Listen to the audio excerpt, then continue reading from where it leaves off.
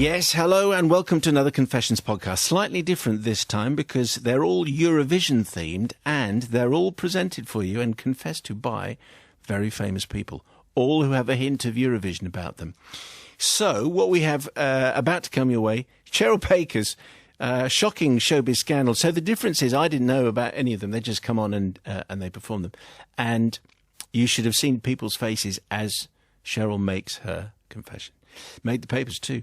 Scott Mills' diplomatic dinner plate dilemma, Mel Giedroyc's frightful family fib, and Paddy O'Connell's bungling bathroom blunder. Here we go then.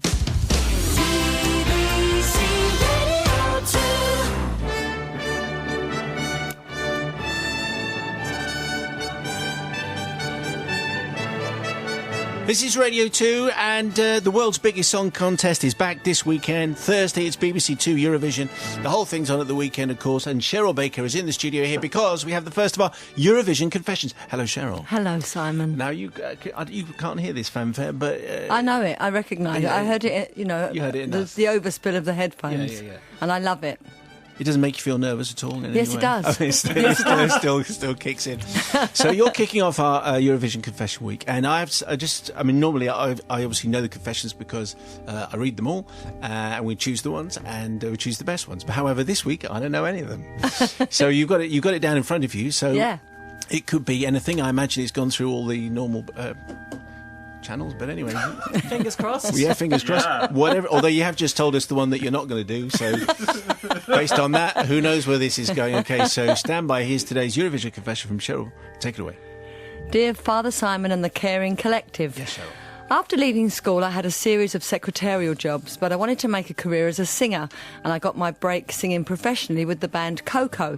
We entered A Song for Europe in 1976 with the song Wake Up. Well, Father Simon, we came second, being beat by Brotherhood of Man by 2 points. That would be annoying. 12 points in Eurovision talk. I guess as they went on to be the Eurovision winners that year, I can't really complain. Despite that defeat, Coco continued to perform together, and in 1978 we entered A Song for Europe again, this time with a song called The Bad Old Days. We won and went on to perform for the UK in Paris. We managed a respectable 11th place in the Eurovision Song Contest that year, but our song became a hit single, reaching 13 in the charts. So in 1980 we tried the Eurovision one more time, now under a new name, The Main Event, with the song Gonna Do My Best. And sadly we didn't do our best as we came last in A Song for Europe and soon afterwards disbanded. Now, a few months later, I was asked to go and listen to a song called Making Your Mind Up at the house of the woman who put Bucks Fizz together, Nicola Martin. I arrived at Nicola's house, she opened the door to me and invited me in. So far, so normal. Yes. Father Simon, as I walked in, coming down the stairs, immediately in front of me was this Adonis, this beautiful, tanned, perfect man, and all he had on was a white fluffy towel hanging from his hips. He'd just got out of the bath. I was introduced to him. Cheryl, meet Mike Nolan. I think I probably fell in love with him at that very moment. As the next big What? Yes. Shall I carry on? Yeah, go on. Anyway, as the next big Eurovision hopefuls, myself, Jay, Bobby and Mike were thrown into a whirlwind of rehearsals, costume designs and fittings and recording the tracks. It was absolutely manic for 3 months leading up to the Song for Europe. And all the time I was keeping this guilty secret. You see, Father Simon, at that time, Mike and I were both in serious relationships, and I knew it would be wrong to tell him how I was feeling. We went on to win the Song for Europe easily, and then we flew off to Ireland to represent the UK. Mike is from Dublin, and that's where the Eurovision was held that year. Aye. And during the week leading up to the competition, we spent so much time together. I was falling in love with him more and more. As everyone knows, we won the Eurovision that year on the 4th of April 1981, and then we went on to promote Making Your Mind Up around the world. Our feet didn't touch the ground. Father Simon, I'm seeking forgiveness because my feelings for Mike broke my own relationship up, and to this day, Mike still doesn't know how I felt for him. What? My feelings grew over the years into more of a brother-sister relationship. I'm married now with children. It's a different kind of love, but I am still in love with him. Should I tell him how I felt in those early days? Because to this day, he still doesn't know. Wow. How long did it take you to make your mind up? Oh! Wow.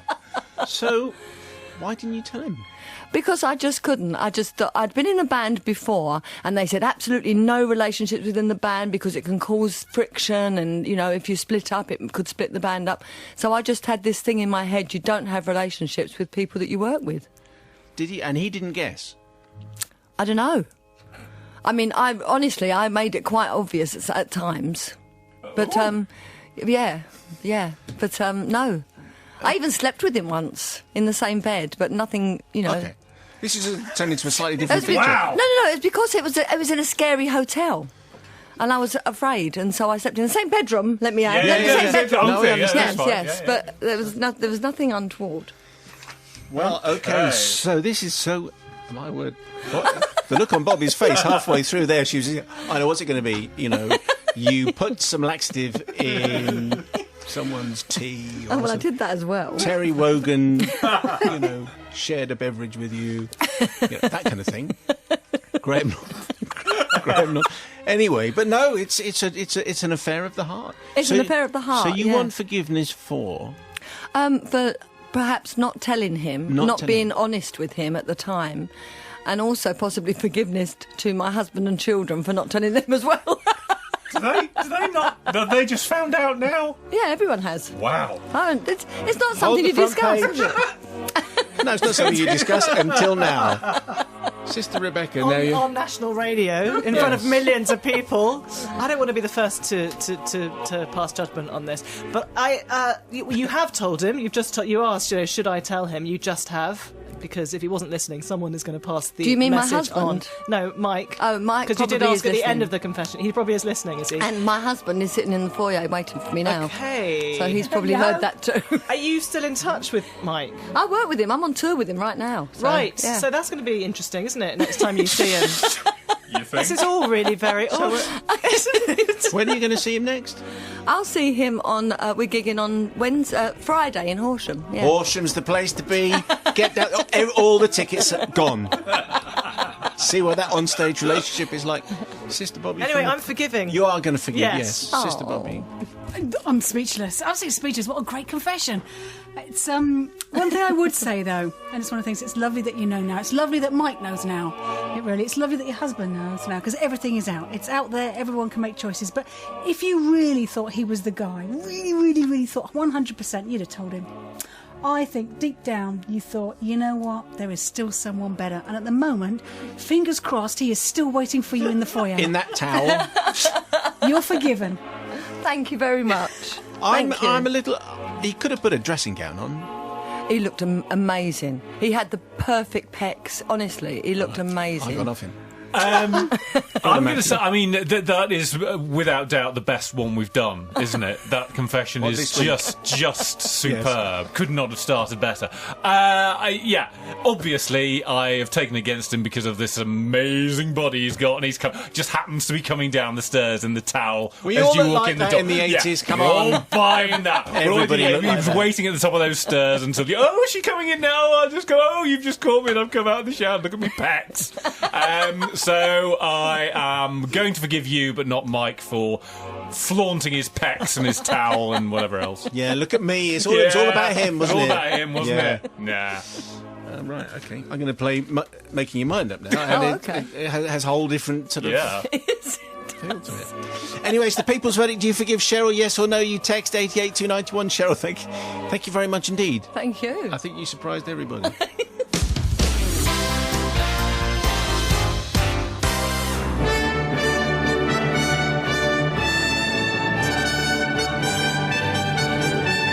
Well, this time yesterday I was introducing you to Eurovision confession. Cheryl Baker from Bucks Fizz, welcome, come in. And then it didn't really go the way we were expecting it to go, with jaws on the floor. Well, it was very good. It was fantastic. Yeah. It just because this is the week I don't know what the confessions are at all. Let's bring in live from Austria, where the first semi-final is tonight. It's Scott Mills. Hello. Good afternoon, Simon. I do not think I can ever top Cheryl Baker's one. Did you read about it? It was in the papers this morning. I know. And who would would have thought, after all these unrequited love for Mr. Nolan, anyway. Does he know? He does now, yes. He was does now, contacted yeah. by the papers, and he went, "Oh, that's news." I like it. I've just had a tweet from Sarah Cox saying that she's slightly alarmed that I'm doing confessions, Eurovision confessions on Radio 2 because she knows some of the stories. You're in them, Sarah, but not this one. Yeah, well, I have to say, a lot of people in this building know a lot about you, Scott. So if this story isn't up to snuff, then we're going to just do the stories that we want to do anyway. Oh, no. We could do a week of Scott Mills confessions, whether you're in them or not. So that's what Possibly, I'm yes. So are you in the studio? Because you're on. It's the semi-final tonight. It's BBC 3 at 8 o'clock. Yes. Yeah, it's me and Mel off Mel and Sue at 8 o'clock on BBC 3. First semi-final. There's some great songs. There's some average songs. There's some awful songs. But do tune in. 8 o'clock tonight. Mel's doing her confession, I think, on tomorrow's programme. So that's we'll right. look forward to so that. I'm deep in the Radio 2 Eurovision studio right now, and I'm about to do my first confession. What an honour. OK, so here we go then. Live on Radio 2, Scott Mills from Radio 1, but for the moment, part of the Radio 2 Eurovision package. Take it away. My confession starts in 2012, where I was asked to present the semi-final coverage on BBC 3, as I am this evening from Vienna. So myself and Sarah Cox flew to Baku, the capital of Azerbaijan. Never been there before, quite nice. The second evening we were there, we were invited to the Azerbaijan embassy, something which we're invited to do every year. Normally there is a drinks reception and all the countries from around the world gather together, and the host country do speeches welcoming you, and some of the artists that are appearing at Eurovision this year perform. It's normally held in a very grand setting like a palace or a city hall, and there are hundreds of people. The day before, you might be able to see where this is going now, I'd been trusted with a decorative plate by the BBC, which I would hand over to Azerbaijan as a way of saying thank you for hosting the UK this year. I don't know why you would ever let me look after it, but I was told that under no circumstances should I lose it because there was only one. No, well, I'd been flown from London to Baku. It's quite an honour. I can't see this going wrong. Unfortunately, the night before had been a fairly heavy one. I had just arrived after a long flight, and rather like the first night of a holiday, I felt the need to celebrate somewhat with a few glasses of wine. It's unlike you. No, I know. The plate had been in my bag all through the evening. So imagine my surprise and horror when I woke up the next morning with a slightly sore head, looked into the bag, and there was the prize plate. In about 10 pieces. Oh, my goodness me. It hadn't survived my night out. In the Euro Club, incidentally. You said that with some significance, as though we should know. The Euro Club. Oh, the Euro Club Azerbaijan, famous for its legendary decadence. Well, if you're a Eurovision fan, you'll know that they have a Euro Club every year, and it's on till 4. That's all I need to say. Aware that today was the day I had to present my plate at the Azerbaijani embassy, I panicked and went on a frantic replacement plate search through the shopping centres of Baku. Nothing looked remotely like the broken plate, and time was really running out. I didn't understand why it was so hard to find commemorative plates like the one I'd just broken in Azerbaijan. What would the BBC say if they'd known the plate was in pieces in my bag? I decided not to tell a soul, but with about 2 hours to go until I was supposed to leave for the embassy, my time was running out. Just as I was about to give up hope, I came across some kind of bric-a-brac shop in a side alley. It sold kind of old chairs, desks, lamps, but would they have plates? I walked into the basement part of the shop, and at last, some vintage-looking plates, none of them looking anything like the original. Maybe a decoration or two, and that was the only similarity. But I didn't have any time left. I needed a plate. I parted with the equivalent of about £3 and made off with a blue and white plate. It looked like a standard dinner plate that your mum would have had in the 80s. But it was all they had. I rushed back to the hotel, put on my suit, and left for the embassy, plate in hand. Fast forward to 2 hours later, I'm on stage doing a speech on behalf of the UK delegation, thanking Baku and the people of Azerbaijan for their hospitality at this year's Eurovision. There is applause, and at this point I hand over a £3 dinner plate, which I purchased 2 hours later. The head of the Azerbaijani delegation looked delighted and thanked the UK for their generous gift. To this day, I have never told anyone about this, and nobody seemed to notice. Luckily, the person that gave me the plate from the BBC was safely still in London. I kind of feel bad that someone's old plate is now probably hanging up in some stately building in Baku instead of the original impressive one that the United Kingdom was supposed to gift Azerbaijan. That's my confession. Oh, you finished? Oh, okay. So I am intrigued to know what was on the... What if you have a BBC commemorative plate, what's actually on it? What was on the original? To be fair, it wasn't that impressive in the first place. Okay. It wasn't some kind of... Like, you'd think it would be better than it was. But it looks nothing like the one that I bought from the awful shop. Okay, so Scott Mills would like forgiveness. He's never told anyone before, but he gave a piece of tat. It could have caused a diplomatic incident between the UK and Azerbaijan. He bought a £3 plate, blue and white plate, any old rubbish. I think it was about that. Yeah, okay, and he expects to be forgiven. Let's see what Sister Rebecca thinks. This is like yesterday's confession. It's more breaking news, as it were. And I think it's a great story, and the fact that it's just come out now is just fantastic. It was like yesterday, but no men in towels. That's going to make the headlines as well. No men in towels. Or you never know. The Euro Club sounds like That's true, 4 in the morning. Always men in towels there, yeah. It sounds to me like the people at the embassy had... it wouldn't have made any difference if you'd presented them with the BBC plate or the other one that you bought. So there was no harm done. I just think that I'm interested to know what's going to happen now that this story's come out. And whoever gave you that plate, and presumably it was made at some expense, might be a bit cross. But from my perspective, you're forgiven. I don't know whether it was, to be honest. Sister Bobby from the Priory. Oh, Scott, you let your country down. You let the BBC down and you let yourself down. However, what I was going to say is you put in a lot of effort to go and replace it. Sweating. You didn't just go, I won't take anything. So you stepped up to the plate there a little bit. And actually, the only thing I do feel sorry for the person who made the commemorative plate, because that was their artistic work that didn't make it to Azerbaijan. So they're sitting at home going, but I put all that effort in. So not forgiven on Not them. forgiven, okay. Right. Brother Matthew. My question: who takes a plate out when they go out clubbing? Who takes out a plate with them? No one takes out a plate. I'd arrived late that night on the flight, and I went, to be fair, I didn't go to the hotel, I went straight out. You went straight out with your case and your plate. To the Euro Club, invoking the spirit of Alan Partridge. Have you got your big plate there, Scott? That's right. Excellent. I'm assuming this was all on TV as well, if it was on BBC Three and you were presenting. So there must be footage somewhere of you presenting this guy from Azerbaijan with a plate and him being... Sadly, we didn't show that bit from the embassy. That's unlucky. That's why BBC was taken off air. Yes, there you go. Well, I'm going to forgive just for that. Oh, hang on. Bobby's got a question. Who has this year's plate? Yeah, good question. I was never trusted with that again. I was the Austrian embassy do was last night, and I wasn't even invited. Wonder why. Interesting that they picked. They didn't even think of giving it to Sarah Cox, because clearly her reputation was not as good as yours. No. Anyway, Scott, it's obviously the people's verdict. We'll let you know how that goes, and we'll pass that on. But all the best for the show for the semi-final tonight. Thank you. I feel like a weight has been lifted. Yeah. All right. I think you're overacting now. Yeah. Scott Mills live from Austria. Thank you very much indeed.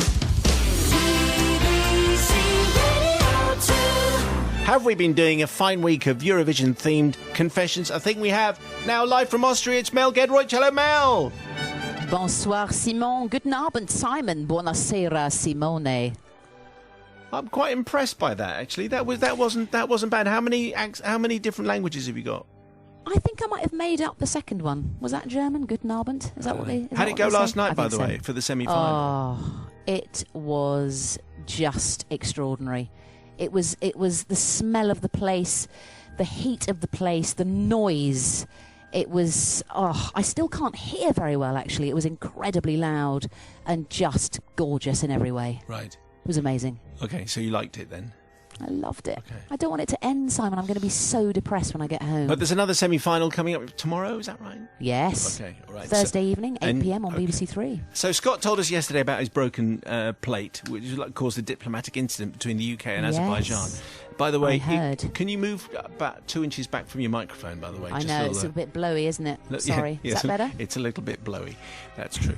Okay, so I don't know if you can match up with that. And on Monday we had Cheryl Baker confessing to a secret love of Mike Nolan, which was a shock to everyone, including Mike Nolan. Anyway, what do you have for us? Mel Giedroyc, what is your confession? Take it away. Okay, right. Buckle up. This is quite long. Dear Father Can I just Simon, say how long is it? Do we have to drop the sport? How many pages have you got? It's about 2.5 pages, okay. And I will give it some real drama. Okay, you might have to speed up then. if it's getting long and dull, Just literally say, and speed up, and I'll do that. Okay, right. Okay. Go. Is that microphone less blowy, by the way? Is that all right? Yeah, it sounds fine. Yeah, Keep good. going. Okay, here we go. I'm in the zone. Dear Father Simon and the casual yet classic cassock-wearing collective. Nice. My confession dates back to the 1970s, the suburbs of London, Leatherhead, to be precise. Home of the Tanners Football Club, the West Wing swimming pool which never recovered after the Leatherhead Leisure Centre was built, and the home of a half-English, half-Polish-Lithuanian family living in a cul-de-sac between Fetcham and Bookham. That's my family. I'll work that one out. The night... Yeah, thanks.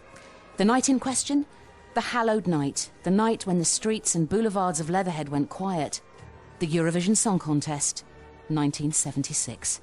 And what a great night it turned out to be for a UK band by the name of Brotherhood of Man, who, decked in jaunty berets and some might say overly clingy in the frontal area flared trousers, took us to surging, definitive victory with their anthemic Save All Your Kisses for Me. Ah, halcyon days for the UK. I digress. So, in that modest house in the cul-de-sac in Leatherhead, another much more important contest was taking place alongside the main Eurovision one. It was our very own family Eurovision Song Contest, usually performed during the 3 hours while they were totting up the points on the telly. Each of us kids, there are 4 of us, would perform a song to our parents, who would then decide who was the winner. Thankfully, a much quicker process, about 2 minutes tops. There were only 2 juries to visit, the mum jury and the dad jury, and luckily they didn't have to phone in from some far-off capital on a crackly line, because they were both there in the sitting room. The criteria of our song contest: we all had to choose a Eurovision country and had the day to prepare a song self-penned. My own history within this contest was checkered. My elder sister had done an Ireland. She'd had a string of wins, most famously when she was France, and romped to victory with Oh Mais Mi Mais Moi. To be fair, it was very catchy. We still sing it in the family to this very day. Over the years, I'd represented Mexico, Ecuador, and Uganda. Yes, Mexico, Ecuador, and Uganda, with commitment and verve, only to have my family fall about with laughter and then disqualify me on the grounds that none of the countries were in Europe. But 1976 was going to be different. I enlisted the help of a very musical friend, let's call her Joanne, from down the road. I set her to work. She was strong on geography too, and suggested that I represent Luxembourg. Top idea. She came up with a great song. I think it was called something like The Doll's Enchantment. It had pathos, integrity, and a really good gimmick. I sang it to an actual doll sitting on my lap. And above all, it was short, 20 seconds long. And so the evening approached. I was primed. I was like a racehorse, nostrils as flared as my Lord Anthony trousers. Now, sadly, poor Joanne was called back home, and so she couldn't watch her magnus opus being performed. Simon, I smashed it. I totally took my siblings to the cleaners. The audience of 2 were wowed. They were enchanted, like the very doll that I sang about. I won it, Simon. Hands down, face down, everything down. My sister was livid. Luxembourg, me, was also awarded a lollygobble choc bomb ice cream when I announced to the family that I had written the song. You never did. My siblings, yes I did. I'm actually slightly brimming with emotion. My siblings shouted me down, saying that was rubbish. Joanne had written the song. But my parents believed me because I was the youngest and therefore the cutest. Yeah. Simon, here is where I need the balm of your forgiveness. Yeah. I did pretend that Joanne's song was my own. Was it so wrong? I wanted that win. I needed it. I invested it with my own performance, my own little je ne sais quoi. I made it my own, Simon. I owned it. Can you forgive me? Can the collective, the celestial jury, forgive me? How did it go? Yours. Yes, sorry. The Enchanted Doll. Yeah. Do you remember? Now, let me try. And The Doll's Enchantment, sorry. I think it was something along the lines of... The doll is enchantée. The doll is enchantée. The doll is enchanted. It was bilingual. The doll is enchantée. It was something like that. It was catchy. Yeah. It had everything. I sort of did sort of co-write it. It was a kind of Benny and Bjorn. No, you didn't. It You wasn't stole just it. Joanne. I did steal it. Okay, it's Joanne's song, but it was Mel who claimed it in front of the people who had given her the most in life. She deceived her parents. She claimed that this was her song, and it wasn't. It was a lie. It was a fabrication. It was a cheat, Sister Rebecca. It seems to me that you would have won anyway, Mel, even if you hadn't written it, because your performance sounded so incredible, and the doll and everything being sang to. Sorry, go on. Sorry. No, but I wouldn't have, because I would have chosen a country, I don't know, Tanzania or something. It was Joanne's idea to be Luxembourg. Yeah. And it was Joanne's idea to have that song. I'm Catholic, so I'm saying just, So you're give feeling me really the worst guilty, possible right? punishment. Right. Yeah. Okay. You're trying to Take me forgive her, down. and she doesn't want it. Exactly, I am No, trying take to. me down. I think you need to forgive yourself, really. No, pass me a hair shirt, guys, quickly. I think pass me the hair shirt. I think really it was a minor crime, and I'm sure Joanne wouldn't have minded if you said it was yours. I mean, it's not like, it doesn't sound, if you don't mind me saying, like a masterpiece. There are only 4 words in it, right? The doll is Yeah. enchanté. Yes. So But it was I in think, 2 languages. I think, given the happiness that it brought to you, I think that you're forgiven for passing it off as your own. I'd like to have heard the Ugandan song, really, particularly. But anyway, let's see what Sister Bobby from the Priory makes Oh, of this. fabulous family. So creative. It's a great idea. Every family should do this. Yeah, Wouldn't I work think in my so. family. You'd learn geography, you'd know where countries were, you'd learn songmanship. I mean, that's great. I mean, good on you for all having a go. I think that's absolutely fantastic. What I'm worried about is you're one of the presenters Yes. of Bake Off, which is a competition. Yes. So how do you feel about encouraging people to cheat or not to cheat on that show, given now you've just declared your dishonesty to the rest of the world? Because that's the thing I'm really thinking is in the normal everyday world I'd forgive you, but I think given your position, we have to Okay. not forgive, I'm afraid. I respect that. It's I not totally looking good, respect but that. I don't think she wants it Not to look forgiven. good. Matt? No. Here's the thing. Mel, Right. being the younger Yes. sibling, quite Yes. patently played the "I'm the cutest sibling" card. Yes. This is why when we get confessions from people who had younger siblings and they used to do terrible things like beating them up or telling them lies or whatever, I always come down on their side because I was an older sibling, and the younger ones got away with everything because they're all so cute and they get all the attention and they've still got the baby eyes and all that kind of nonsense. So I am Really not going to aggressive. forgive Really just aggressive. because you were playing the cute card from the bottom of the pack, and that's why you won. Well, it's going to be down to the people's verdict. Do you forgive Mel? Yes or no? You text 88291. Mel, thank you very much indeed. Have a please. great semi-final tomorrow. Thank you so much, Simon. But just consider Goodbye. yourself unforgiven, because that's really what you want secretly deep down. Thank you, Mel. Ladies and gentlemen, this is BBC Radio 2 introducing you to another Eurovision confession. Hooray! The Confessions podcast will be available if you missed Cheryl Baker's extraordinary story on Monday. That's where you need to go. We had Mel from yesterday and Scott from Tuesday, and today we're delighted to welcome, all the way from the very same studio, I imagine, in Austria, it's Paddy O'Connell. Hello, Paddy. It is the same, Simon. Hello, thanks for having me. Well, it's a great pleasure. Is there not Eurovision business you should be up to? Can you spare the time to talk to us? No, this is a highlight for me, to be honest, because after so much rehearsal, you're desperate for the real world, Simon. That's what you're offering, and we're all amazed you're here with us. Yeah, We're well, here with you. Yes, well, it's very nice to have you as part of the show, Paddy. And are you there for the semi-final tonight? Yes, we're here. It's the second semi-final. Of course, we get a bye all the way through to Saturday's final, amazingly, as does Australia. But there are many other countries here desperate for a place on Saturday, so they're performing tonight. How can we get a bye when no one likes us? Well, I think it's down to the word buy.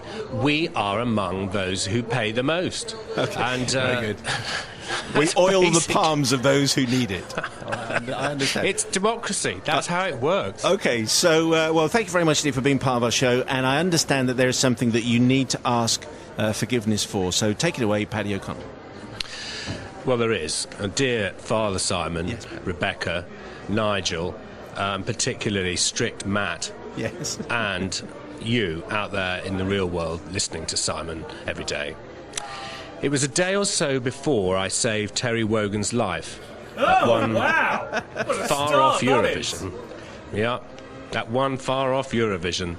that my problems began. The stadium steps were very steep. The venue had been built back in the USSR, the Soviet Union, in 1960, at the peak of the Cold War.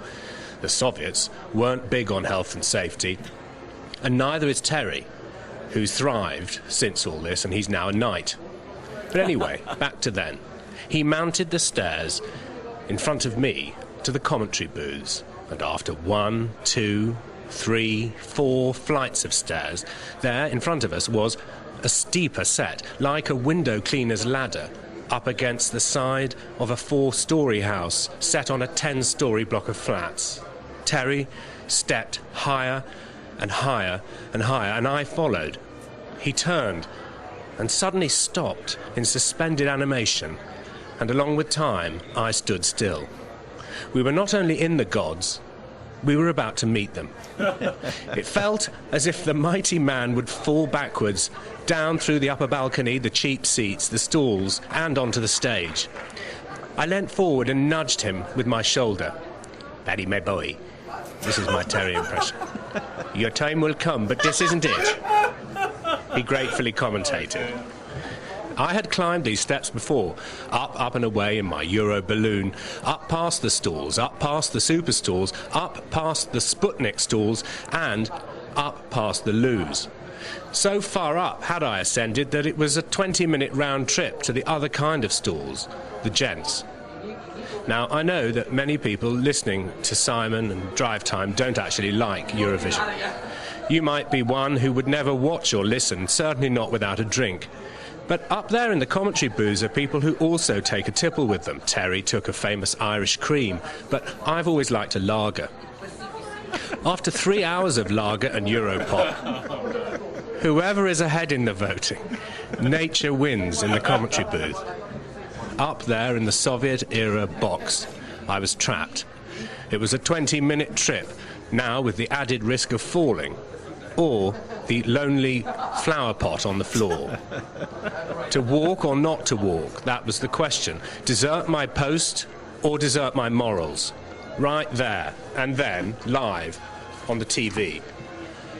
Flower pot, 20-minute trip. Flower pot, 20-minute trip. Suddenly a dance troupe took to the stage. All eyes went to the screen, and my moment arrived. I shut the door behind me. I picked up the flower pot. I turned out my spotlight, and I stood up.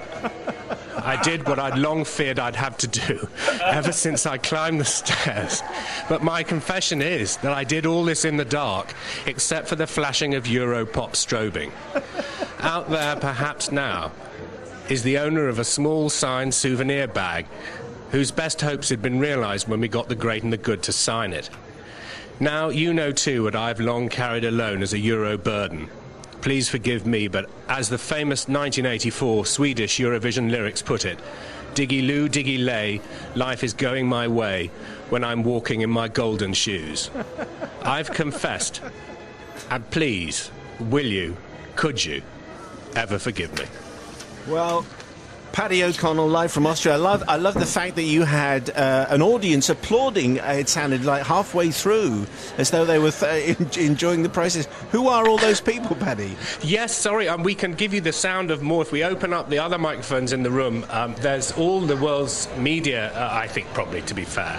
There's not all the world's media. There's about 500 people just outside the Radio 2 booth waiting for tonight's semi-final. So some of them are just wondering what's going on your show, I think. Okay, well, us too. Anyway, well, it was a splendid confession, and I love the kind of Soviet-era images which you portrayed. Anyway, Paddy would like forgiveness for our last Eurovision confession. Let's see what Sister Rebecca makes of that. Go ahead. It was beautifully described, Paddy. You know, I had a picture of it in my head in such detail. It was also rather surreal, but I think it was good because it showed not only that you're a real professional, that you didn't desert your post, because you would have been out of place for 20 minutes, as you say. You may have killed yourself on the way down or on the way up. And also, it just shows how TV is not glamorous, is it? I mean, I love the image of you standing in the dark with the door closed, peeing into a flower pot. It's also the way it really is. It's like every theatre you've ever seen. If you've ever been to the cheapest seat, and it was double that. For some reason, it's the highest thing I've ever seen. Right. I like the use of the phrase Euro pop strobing, which I don't think I'd come across before. Well, yes. it also made me think of what else was going on at the same time. I think, given that you showed professionalism and no one caught you, and presumably the flower pot was sealed and it didn't sort of, damage the place, I'm going to forgive you. I love you. I love that you do that. Okay, novice Nigel, here we go. Well, you were obviously, Paddy, breathing different atmospheres to everyone else because you were so high in every sense. But the Irish cream as well, you just got to learn from the old stage of Terry Wogan, but it's all about quality rather than quantity. It is in the lap of the gods on this occasion, and Paddy, I'm therefore going to forgive you. Okay, Nigel. it's going very nicely for you so far, Paddy, but hang on, here comes Brother Matthew. Yes, I know that there's a parallel here with football commentary where there's, I think it's Anfield, has similar commentary positions where you have to go up these steps and up these stairs and a massive ladder as well. So I don't know how I'm pretty sure John Murray never gets a flower pot given to him at the start of games. I'm going to forgive you just for the Terry Wogan impression. Just for the Wogan impression alone. I thought that was inspired. So for that, yes, strict. definitely forgiven. Thanks, Matt. I'm amazed by you in particular because you're always the one I think is wearing the most purple robes in this confession area. Purple robes? Yeah, he's kind of like the Calvinist amongst us. He's like the hardliner. Yes, that's Don't think right. you're getting it past. Anyway, but you did, Paddy. You did. worked Well your done. magic. Paddy, thank you very much indeed. Have a fantastic Eurovision and enjoy the semi-final tonight. I'm so chuffed that you listened. Thank you for having me. It's so good to be with you. Yeah, enough grovelling. All right. Well, I'd give it 10 points. What about you? Oh, no, it's 12 points. Yeah, let's give it 12. Anyway, the confessions will be back in a week's time, and they'll be back to normal, so I want to hear your story, please. confessions@bbc.co.uk, or you can go via the website. Thank you very much indeed for downloading this one, and there's another Weekly Mayo ready to go to. Thank you.